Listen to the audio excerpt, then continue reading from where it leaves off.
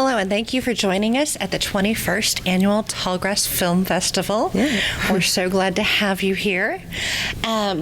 If you would, of course, not everyone who gets to see this footage will have seen your film. Mm-hmm. I did. I will get into it. It did remind me of a trip to France, so I'll just tell you that up front. Oh my gosh. So please tell the audience at home, and please, if you want to, use the full French name and the American name. Well, funny enough, I actually don't speak French, and so I don't want to butcher the name. And so I'm going to just keep it to Farmer's Dating, but I shot it in the countryside of France in the Dordogne region, which is close to Bordeaux.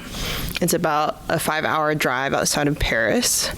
And it's about a female farmer whose husband breaks up with her for another woman he's found on online dating. So she goes out and tries online dating herself, gets a phone, and she finds out that her tomatoes are not right for anyone. I love that tagline. Thank you. I did see this film. Absolutely loved it. Thank you so much. It actually reminded me of some experiences I've had with attempts at online dating. I've told the guys I actually have a picture of the actor Dick Van Dyke.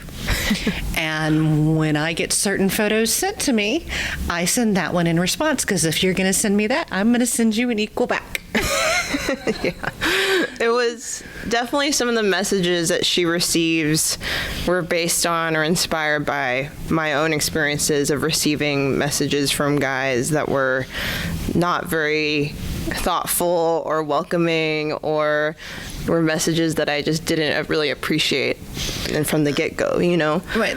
Yeah. There's an animosity, or not an animosity, but a separation when it is the online dating. So I was really appreciative that you approached that. Yeah.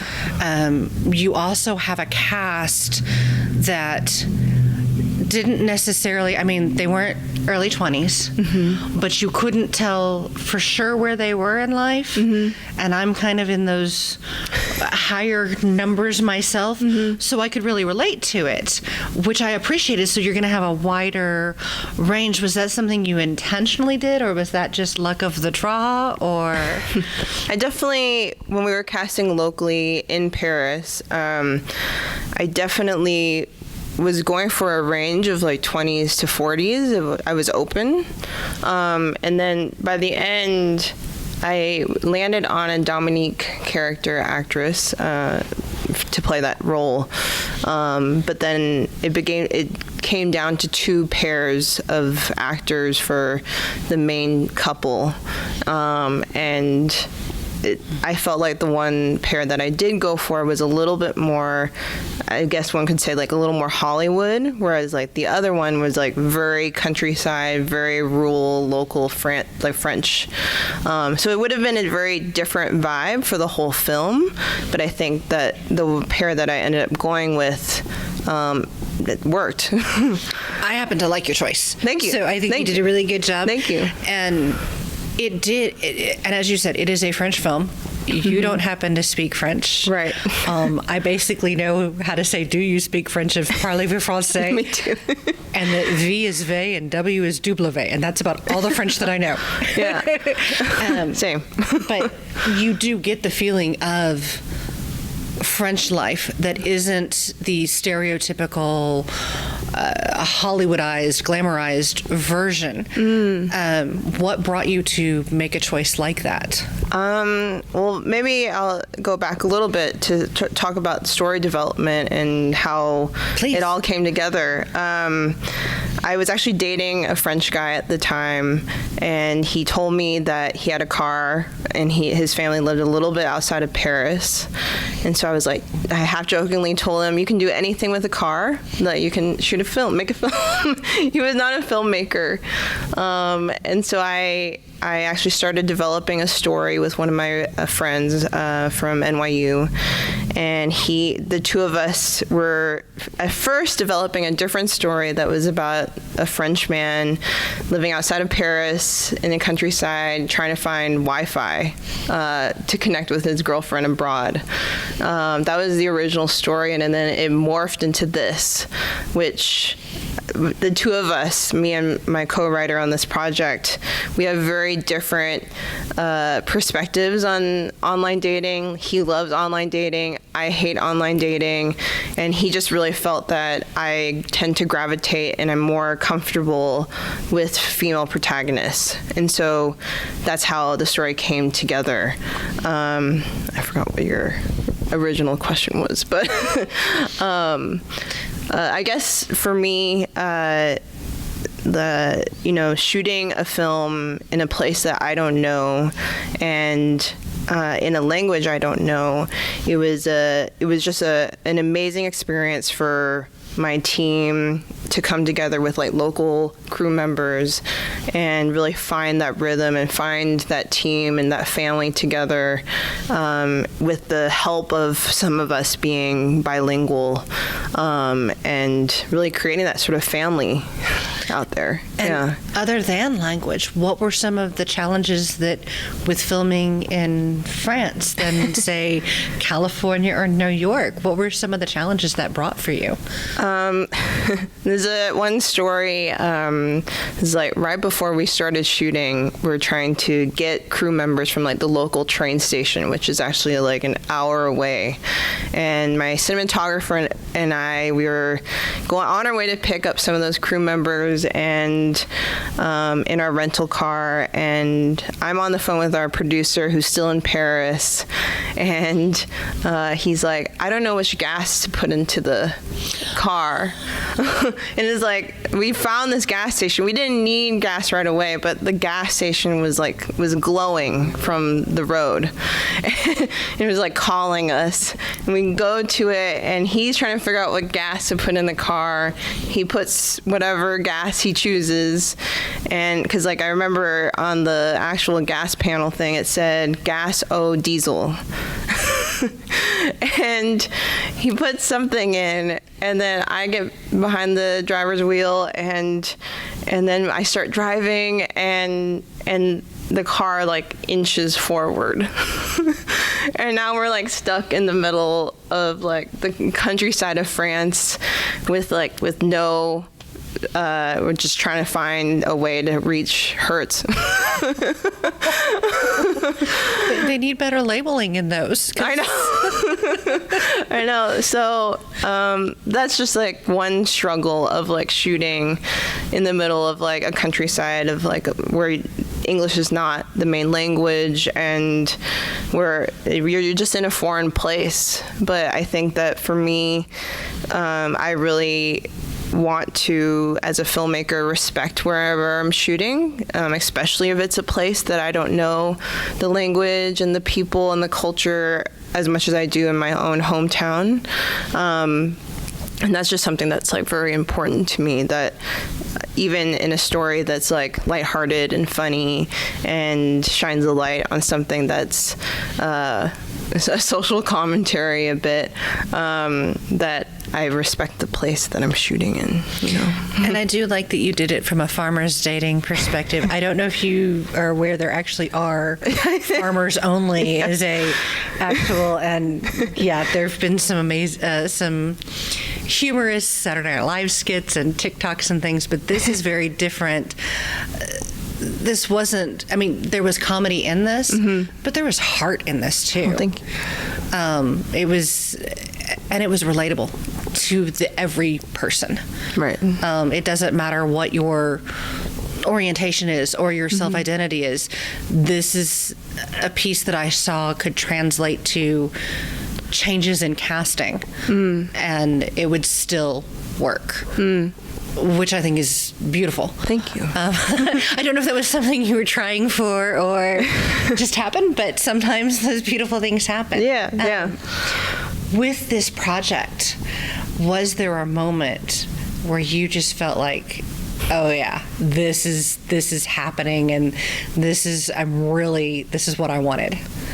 Oh man, I don't know if that's like very positive, wishful thinking. I feel like, and I feel like, you know, as a filmmaker, we always hope that out of all of our projects, but sometimes it just doesn't end up that way in the end. And I just, as a filmmaker, want to make something that I'm really proud of. And so it's like through the whole process, I feel like that's just where my head is at, that I want to make something that I'm proud of. But I feel that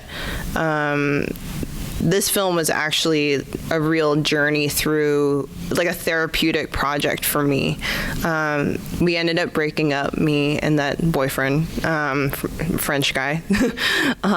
And so we broke up long before I actually made the film. And so, but I was already traveling to Europe that summer and with my family. And I really just wanted to make this film still. And so I did it. And so the actual journey of making the film, I feel, was just like a therapeutic moment for me. Like to be able to shoot a film and make a film in a place I don't know anybody really, and I don't know the language, you know?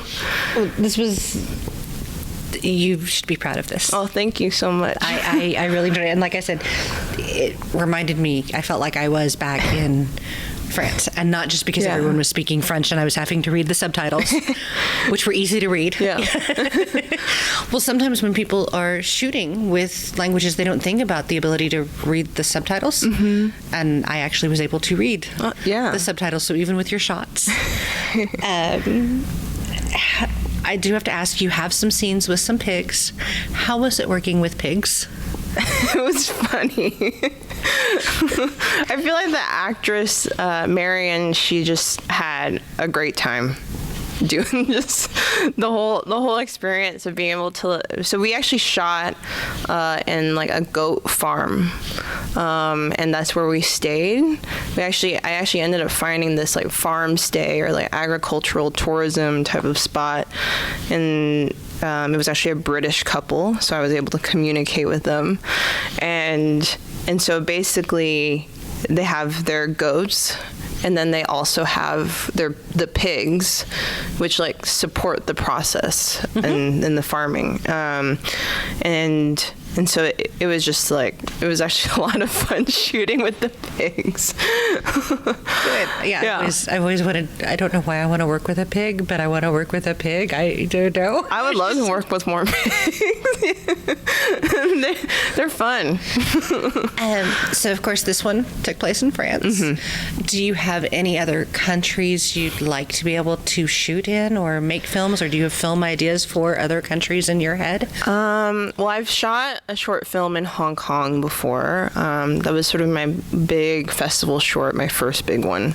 That one is called Sophie. And I actually have another story that I want to tackle in France. That one, I would love to work with the same main actor again, and I would work with any of the other cast members in a heartbeat. But I'm always looking around at different places to shoot in. I'm from Orange County, California, but it's really more about the story that drives me. And it's always nice if I do have resources in that place that I can go back to, because I've worked with those people before. I actually went to grad school in Singapore with NYU. They had a campus out there for a few years, but it closed down actually. And I was like part of the last class that they had. So they like finished me out. And they're like, "You're limited edition." I like that. I know. I'm gonna borrow that. I'm a limited edition. Yeah, that's what our dean said, and I'll never forget it. I was like, "Oh, thank you." So everyone needs to see this film because it's by a limited edition filmmaker. Yeah. I like this. We're gonna add that to your tagline. Oh my gosh, yes.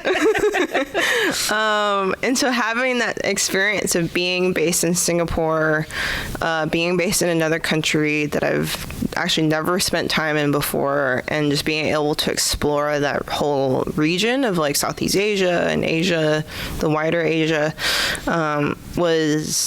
it made me sort of realize how important that is to me, to tell stories globally and internationally that can be appreciated globally and internationally. Yeah. And do you have a project on the horizon that would take you more toward feature length? Are you enjoying staying with short films? You like mixing it up?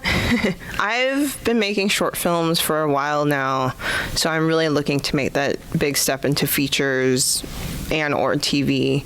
I have a couple of projects in the pipeline. One that takes place in New York. That's like a 1960s period film inspired by a true story. But that one is very challenging because of how big in scale it is. And it's kind of around the World's Fair in 1964 to 65, which I like have this very interesting fascination with like World's Fairs like in this country or just across the world. I mean, there was one, I feel like every sort of iconic structure that we know of, like the Eiffel Tower, was from a World's Fair. Yeah. And I think that's just so fascinating to me that we have all these iconic moments from World's Fairs, but we don't really know about World's Fairs or World Expos that well anymore. Yeah. They've kind of like dissipated, I think, with the internet, because it's like if they're bringing out some sort of new technology, it's like you can find out about it online, you know? Yeah, and it was so agriculturally based. Yeah. With what can you grow, what can you raise, and sharing the new technologies. Exactly. But yeah, I know more about state fairs than I do world fairs because Texas still has its state fair every year in the Dallas area. Big Tex is there, and he greets you with "Howdy, folks." If you haven't ever seen him, he is worth seeing and studying the research of him. But nothing as amazing as the Eiffel Tower, but that's okay. Little claim to fame. Yeah. And then the other project I have is more of like a psychological thriller that would take place like kind of like in a beach house. And so I'm debating between like California or New York for that. Interesting. Yeah. And I guess it depends on kind of the vibe you want to create with that. That would impact, because you can do like the colder, mysterious with the more northern, either coast, but more northern versus a more summer vibe to add the that would be tension. A good conundrum. Yeah, I made one of my other shorts called Our Way Home. I shot it in Long Island. It was a 1960s period piece. I just have this fascination with that decade, and that was also like sort of a thriller. It was my sort of first entry into thriller, that genre, which I love. Yeah. Yeah. And with doing pieces like that, with the thrillers, what is your... I'm trying to think with using like music and scores and compositions. Do you want to be able to use pieces people are familiar with? Are you wanting to? Do you prefer to look at original compositions, or having someone see the scene and add to it? What is your kind of methodology with that? I think just from sort of my education in film, I always like to sort of edit the film without any music, unless it's sort of written in like a song that's like well known. And I'm really gung-ho about like keeping and preserving that song, but just like trying to like make sure that the film works on its own without any music, and then to sort of find the music with the composer and the editor, sort of lay down where like the moments where we think the music might support a moment to make it more suspenseful or like emotional for the audience. Because it is interesting to I've seen before where people have like shown a film and they've changed up what the music is in the background and how it looks. It's but I like that you want to make sure the story supports itself first, and then you just want to enhance it. Here's the lipstick. Yeah, here's the moment where, you know, like I want the audience to like really get like be in the emotion of it, whether that's like, you know, having music and then cutting it, or like, you know, really dragging the music on to sort of support the moment and bring up the emotions for you or something, you know. No, that's a good way. Yeah. And of course, with I'm trying to remember when you shot. Of course, in another country.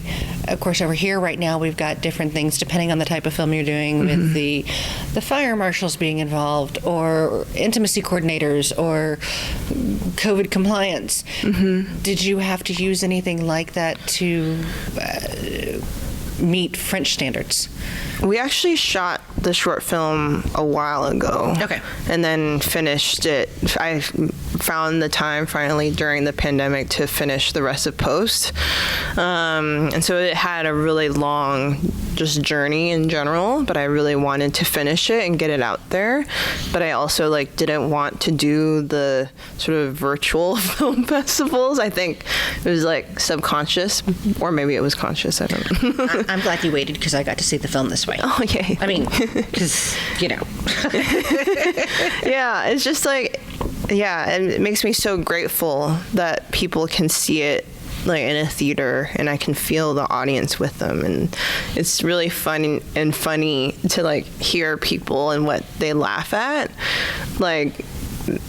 receiving some of the messages on the online dating site. I remember one festival, it was new filmmakers in Los Angeles, and I remember and I think she was a little bit older, 40s, 50s maybe, and you can just hear her just cracking up at every sort of message that the Victoire receives on her phone.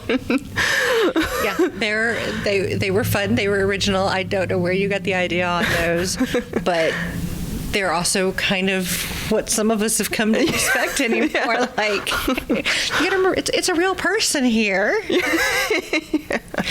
But then I also there's a message of friendship in your movie.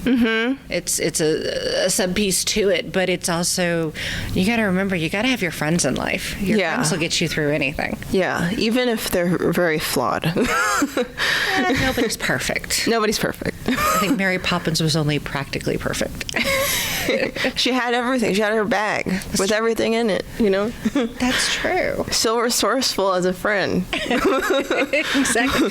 There you go. There's a piece. If Mary Poppins was your best friend and you had access to her bag. No. So, one of these fun little questions, because we like to get to know you on a little different level. On your nightstand, what are you reading?